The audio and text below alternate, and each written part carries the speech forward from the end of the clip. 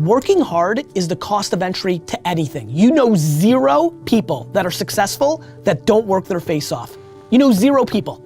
Now, they may have money because mommy and daddy made money and gave it to them, but people that actually built their own success, you know 0 people that have had success that did not put in obnoxious amounts of work. I believe anything is possible, right? I live in the world of possibility, and I also believe that we can accomplish anything with our 2 hands and just putting in the work with our 2 hands. And also, you hear this often, but it's really, really true. You gotta find something, if you love what you do and be passionate about what you do and find something that you can be passionate like, it really helps. You know, it gives you that motivation when you wake up in the morning. My work ethic and my desire to create comes from, honestly, passion. I always have a goal. And I always have a dream. So whether it's, creating a song that's going to be a single, or it's going to be an album that I'm most proud of, or a really high note on my album that I really want to be able to sing, or a Grammy one day, or a nomination one day, I don't care, it'd be awesome. I always have passion behind it. So whatever it takes, I'm gonna work hard and just continue to follow my dreams because I have the passion behind it. So how do I find my passion? My simple model, which is the Dharma model, Dharma means eternal duty in the Vedic tradition. It's very similar to what Ikigai is being spoken about today, which is the Japanese version of reason for being. Why do we live? Where is meaning coming from? And it talks about an intersect of 4 areas. What am I good at? What do I love? What does the world need, and how do I get paid for it? To me, those 4 help you unlock your passion. When you find the intersect across all of those 4, you're making your passion your purpose. You'll unlock your passion, you'll find your purpose. This is path 1, there's 2 paths. Path 1, I find my skill set and I engage it to help other people and become better at it. So I'm becoming better at what I'm good at and I'm using it to help other people because I'm aware of what I'm quite good at and I know what knowledge I have, what skills I have. I have some self-awareness. The other path that people often miss is actually I just start serving people. I just start helping people and I start to notice what I enjoy about that and what I'm good at helping people with. So that's Gandhi's part. Gandhi said that you find yourself when you lose yourself in the service of others. So for me, those are the 2 paths of how do I find my passion and finding the intersect between those 4 areas. People say you have to have a lot of passion for what you're doing, and it's totally true. And the reason is because it's so hard that if you don't, any rational person would give up. It's really hard, and you have to do it over a sustained period of time. So if you don't love it, if you're not having fun doing it and you don't really love it, you're gonna give up. And that's what happens to most people, actually. If you really look at the ones that ended up being successful, unquote, in the eyes of society and the ones that didn't, oftentimes it's the ones that are successful loved what they did so they could persevere when it got really tough.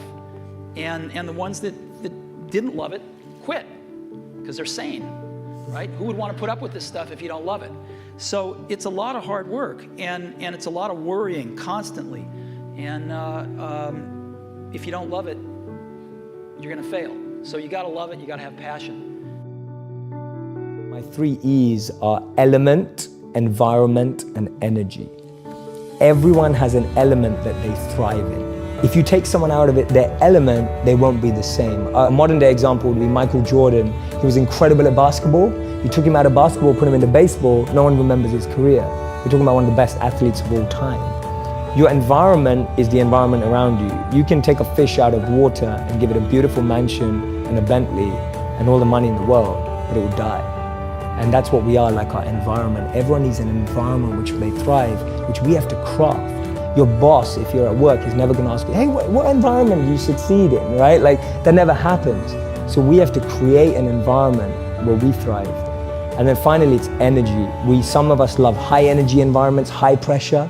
Some of us succeed in low energy environments and low pressure.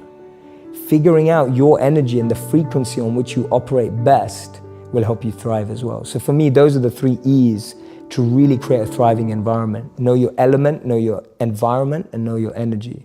And so at all times, if I see anything going wrong, I'm going, is my element out of alignment? Is my environment out of alignment? Or is my energy out of alignment? And that's a great 3-question test you can do to yourself when you don't think things are going right. And all you have to do is bring that back into alignment. Jay, my relationship's falling apart. I get asked that all the time. So the answer to that is much harder. It's harder to summarize it, but I always start with self-actualization, that the problem is we have a list for the one that we want, and we don't have a list for what we need to become. And I don't mean become to attract, I mean become to just be, to just get to understand yourself. You don't know what you need in your life until you figure out who you are. And so I find too many people rush into relationships without really recognizing and being fully aware of what they need from a relationship. So it all comes back to how aware are you? How much understanding do you have of yourself and what you need and what you want? That's my best advice for a relationship in like a minute. And then the third question I mostly get asked is, Jay, what do you read? Like, what are your favorite books? Because it seems you read a lot. What are your top 3 books? They're not groundbreaking in the sense that people may not be like, oh my God, that's the best book I've ever read. For me, they changed my life. So that's where I'm coming at a point from. I love Start With Why by Simon Sinek. And not because I applied it to businesses, because I applied it to my life. And even today, I'm constantly refining my why. That's all I do every day. My deepest morning routine and practice is to refine why I do what I do. It's so easy for me to now do it for money. It's so easy for me to now do it for followers. It's so easy for me to now do it for fame. And every day I have to refine that, because I know, having lived as a monk and what I practice, that if those become what I want, then I'll forget who I need to be. So my daily practice and my daily routine is refining my intention, which in modern language is why. So for me, Simon's book helped me do that. First and foremost, what I think everybody should do, and even I'm saying this, actually I'm giving myself advice right now, I'm just getting meta and stepping away from this interview. You need to do things that make you a little uncomfortable. Way too many people have made decisions without ever trying, right? So the punchline is this, look, here's what I'll say on this little genre as we're jamming on it. You have one life. Like, one of the great things that happened to me growing up was there was a lot of grandparents that visited. I had a lot of kids in my neighborhood, and for some unknown reason, I don't know if I'm an old soul or what it is, I used to, on the playground, go and sit with old people and just talk to them. And let me tell you one thing about old people, 80, 90. The one thing that has stuck with me as a child and sits with me today is they regret. Regret scares the crap out of me, Elvis. Do you have any regret right now?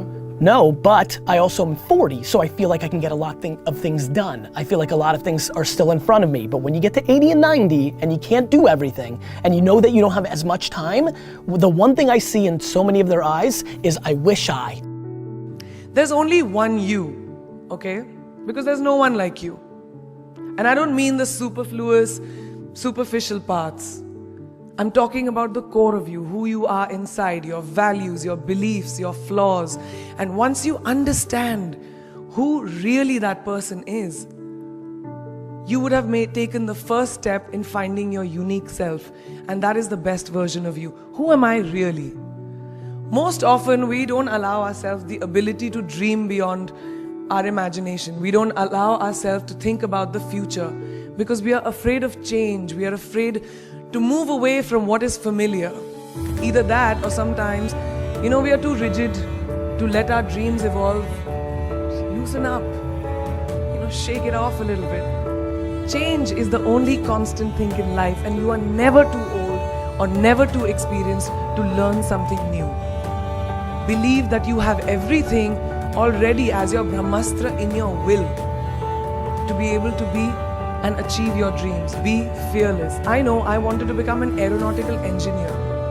What am I today? I'm an actor, I'm a singer, I'm an author, I'm a producer, I'm an artist. How did I go from becoming an engineer to all of these things? I made choices. The choices that I wanted for myself. So that is my rule number 2. Let your dreams fly. Give them wings. Be who you want to be just by being fearless. Now, opportunities. That's another important part of being fearless. They're a very funny thing, these opportunities. They don't come very often. They come far and few in between. But when they do we recognize them? Our job is to recognize them and make the most of them. I look back on all the things that I've done and I marvel at the opportunities that came my way. Miss India, Miss World, when I was in Bareilly in army school. My first film offer, my first music single, the first film I actually produced. There was never a plan, ever. More like the universe sort of guiding me towards these opportunities. All I had to do was recognize them and make sure I worked so hard that I squeezed every drop out of these opportunities. This, ladies and gentlemen, is called drive. It's called ambition. So no matter where you are in life, rule number 3 is you have never arrived enough to explore new opportunities. And there's nothing wrong with being ambitious. You will need to find your passion. Many of you have already done it. Many of you will later. Many of you may take till your 30s or 40s. But don't give up on finding it, right? Because then all you're doing is waiting for the reaper. Find your passion and follow it. And if there is anything I have learned in my life, you will not find that passion in things. And you will not find that passion in money. Because the more things and the more money you have, the more you will just look around and use that as the metric, and there will always be someone with more. So your passion must come from the things that fuel you from the inside. And honors and awards are nice things, but only to the extent that they regard the real respect from your peers. And to be thought well of by other people that you think even more highly of is a tremendous honor that I've been granted. Find your passion, and in my experience, no matter what you do at work or what you do in official settings, that passion will be grounded in people, and it will be grounded in the relationships you have with people and what they think of you when your time comes.